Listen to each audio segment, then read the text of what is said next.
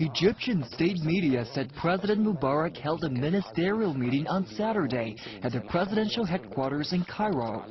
Reports say the meeting brought together the Prime Minister, Finance Minister, Central Bank Governor, Oil Minister, and other top economy officials.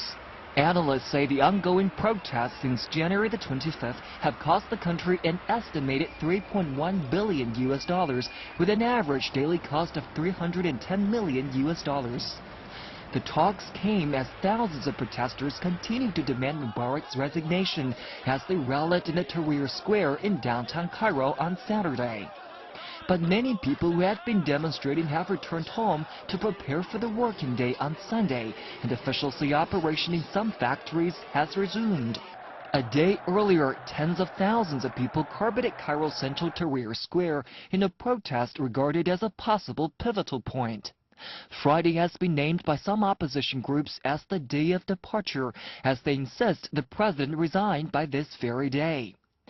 Egypt's health minister on Friday said about 5,000 people have been injured since the protests began, and 8 have been killed in overnight clashes between protesters and supporters of Mubarak.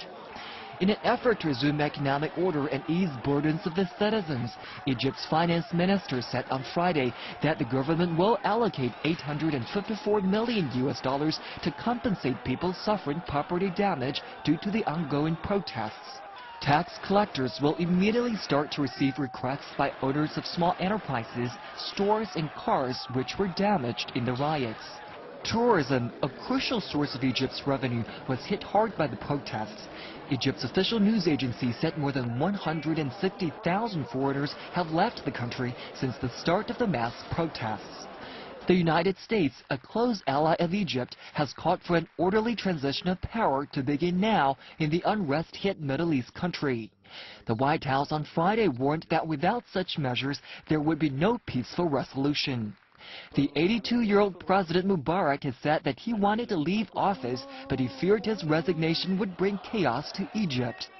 There are reports of a U.S. proposal that suggests Mubarak step down and hand power to a military-backed temporary government headed by his newly appointed Vice President Omar Suleiman.